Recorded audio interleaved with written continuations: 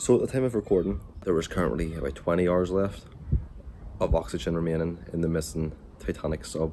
And the rhetoric online has been disgusting regarding these five human beings at the bottom, presumably, of the Atlantic Ocean right now. I've heard comments such as, they knew what they were signing up for. Yes, so does every soldier who dies in a war. So does every journalist who's ever been captured as a political prisoner in a war-torn country. Should we not rescue them?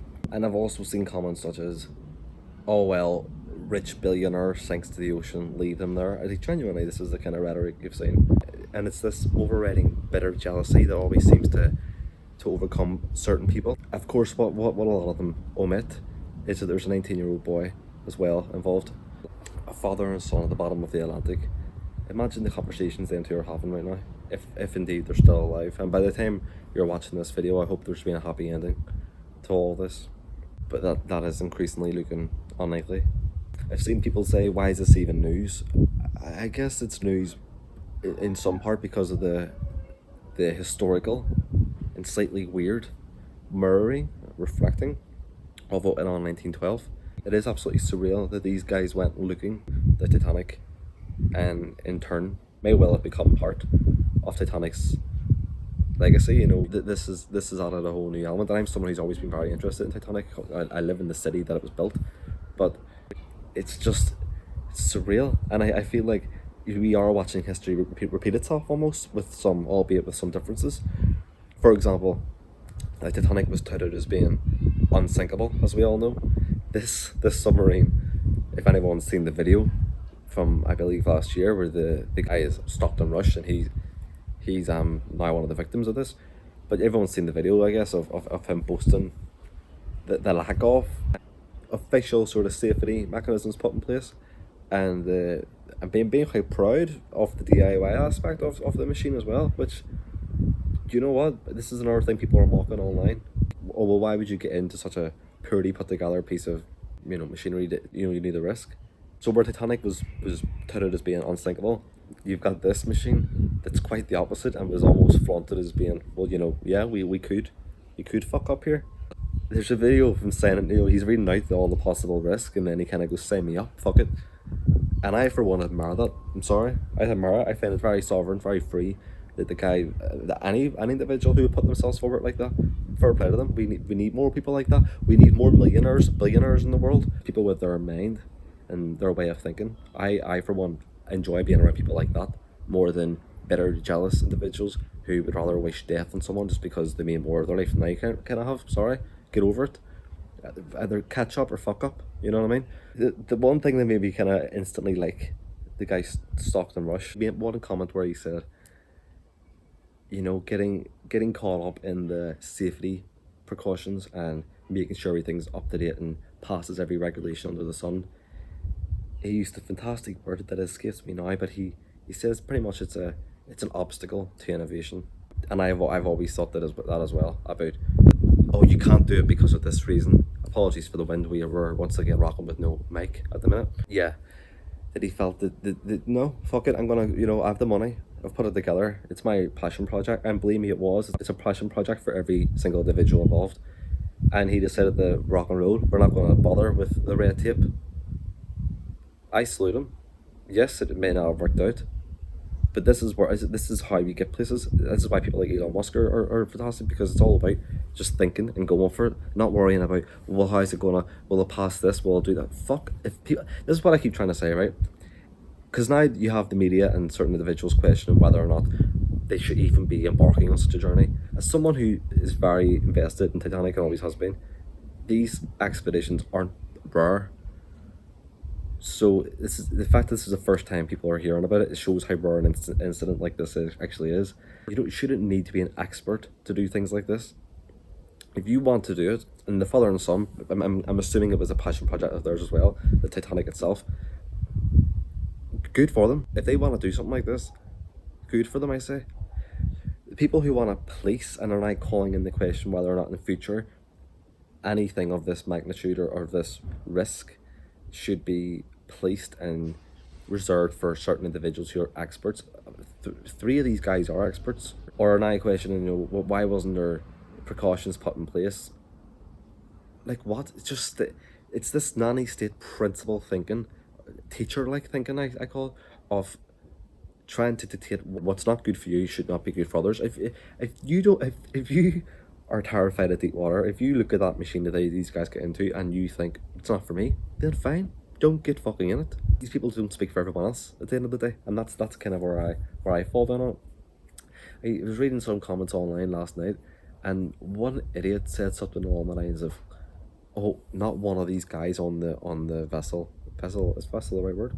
On the machine. I'm just gonna call it machine. On the sub. Not one of these guys had any ties to Titanic. None of the victims were family members of them. So, you know, they weren't related to any of the initial victims from 1912. So, why are they there?" What a stupid fucking remark to make. That's it. It's honestly like, and I'm not trying to compare the two, but I guess I am a bit. You wouldn't restrict people from visiting Hiroshima or Ground Zero based on whether or not they had anything to do with the initial victims. It's a human interest story. It's probably one of the most famous disaster that's ever happened. It's certainly a maritime, and no, I'm sorry. If they want to go and see it, they can go. They don't need their permission. They don't need someone's blessing to live their fucking life. And I guess what's freaky, and going back to what I said there about those guys getting, perhaps being like caught up in the overall narrative, the overall, I guess, what's the word, tale of the Titanic is very poetic in a way. Because what I think, and this is just my opinion, I said this when I initially heard about this on the news. I mean, when was the last time, I don't think I've ever in recent years first heard about something being, you know, like on the news, on TV live. This is how I first heard about it. I'm sure many were the same. I was just getting ready in the morning, and it was on the TV, like breaking news. I was like, shit. Usually you read about things a few hours after they broke on the news or on the internet, whatever. This was all over the news. And when I first heard about it, my initial reaction was, they could well be in the Titanic, and this is why no one can find them. And I guarantee that, well, I can't guarantee, but I have a strong feeling that will become apparent in some time in the future. Maybe not now, maybe not weeks from now, but could be years from now. That sometime there will be another visit to Titanic. It happens a lot, like I said. And don't be surprised, guys, if, I mean, this video could absolutely date itself by the time it's uploaded. There could be a happy ending, or the guys could be found in some capacity. But so this, I will leave this point in because it's how I feel at this moment in time. But these guys could well be in the wreck of the Titanic, and when there is another expedition down there, perhaps that's when they'll be found. Perhaps they'll be found when people aren't even looking for them. It'll be a standard trip down to the Titanic where someone else will happen to look and go, shit, there's the sub. Or it could be like Malaysia Airlines and we never hear from it again. But I do have a very strong feeling, because these guys lost contact an hour and 45 minutes down above the ship, below their ship, but above the Titanic. And when if that's the case and they continue to drift down, then what's to say that they haven't literally went through the Titanic, or indeed on the deck. Don't forget as well, you know, people often forget this, the way the wreck is, of course it's possible to go inside it. So if they're not on the deck, they absolutely could be within one of the old decaying rooms off the ship, and that's absolutely insane to think about, especially knowing that all 5 of these guys, that was their pursuit in the first place. They will become part, not just of Titanic's legacy, but one would expect or assume that if they are on the ship, you're talking that's where they're perhaps going to be left. And if that's the case, they won't just become part of Titanic's legacy, they'll become part of Titanic's grave. So some dark thinking there. But nowhere near as dark as some of the vileness that I've read. But it very much feels as if you're living through, and this might, I don't mean this to sound as if I'm trivializing it at all, but it feels as if it's a film in the making, just the way I imagine Titanic itself felt and thus became. I've actually watched films like this before, I'm sure some of you guys have, where you know, it's like a race against time, they're in a enclosed environment, and time's ticking down. And that's exactly how it feels. We're watching it in real time. So I just wanted to get a, I needed the vent. I woke up this morning very, very overwhelmed by it, actually, in a weird way. And I mean, that may sound a bit odd, but it is because I have been so absorbed in the Titanic for so long, particularly this year, sort of intensified in an odd way back in April. And the community within it is very tight knit, and they're not stupid. They're very smart people, and the guys that go on these expeditions are also very smart people.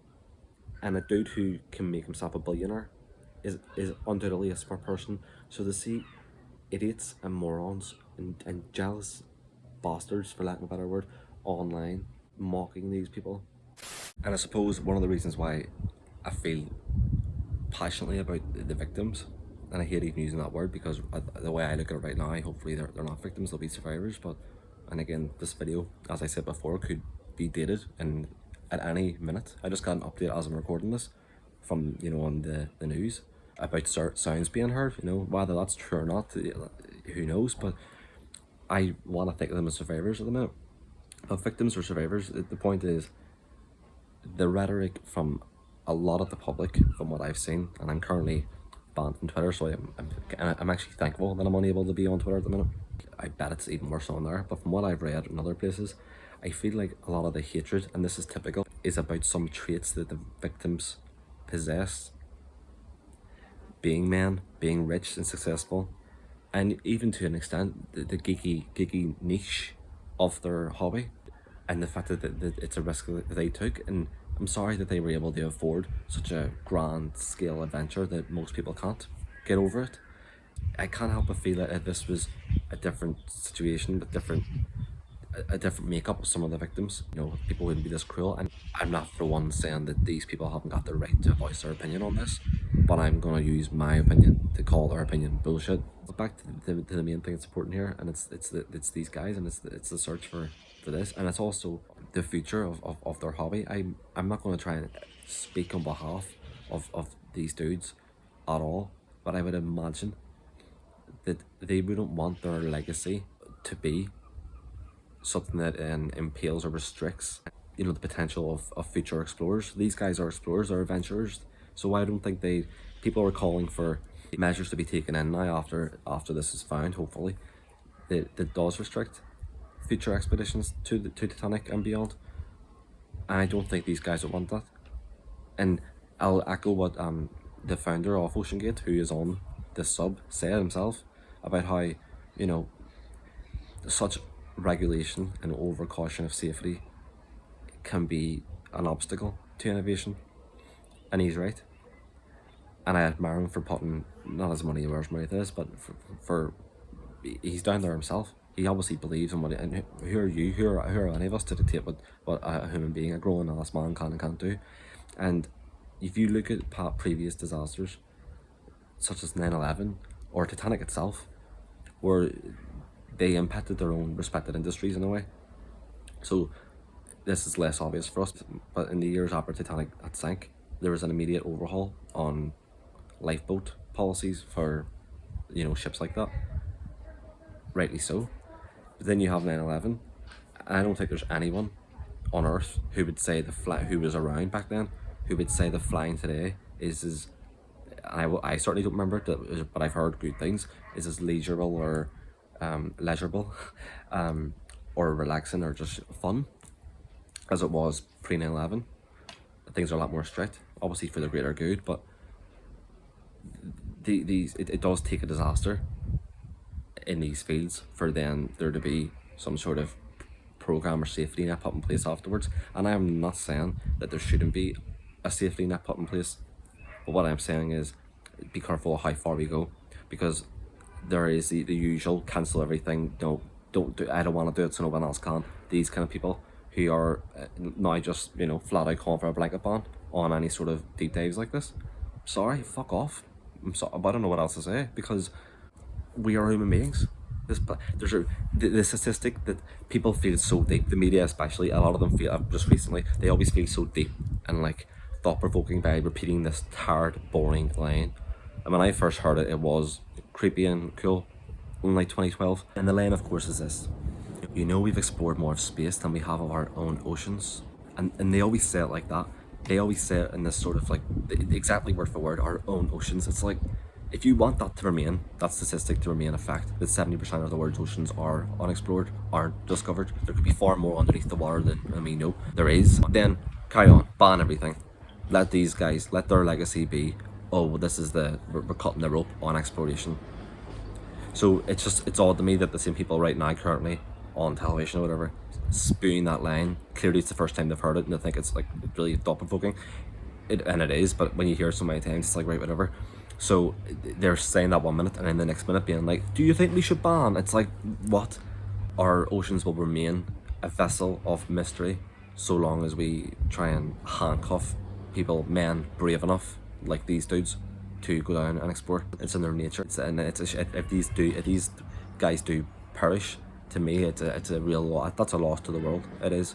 We need to hold on. We need to treasure and champion men brave enough to put themselves forward like this.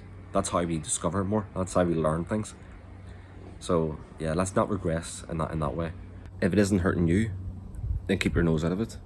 Because going back to 9/11, you can guarantee that if in 2001 the airline industry just shut down and we decided, no, we're banning all flights unless you're an expert in flying, people would be rightly outraged because it inconveniences them. If we banned boats after Titanic, people would be outraged. You wouldn't imagine the shortages. Imagine how different the world will be without boats transporting and exporting foods and goods.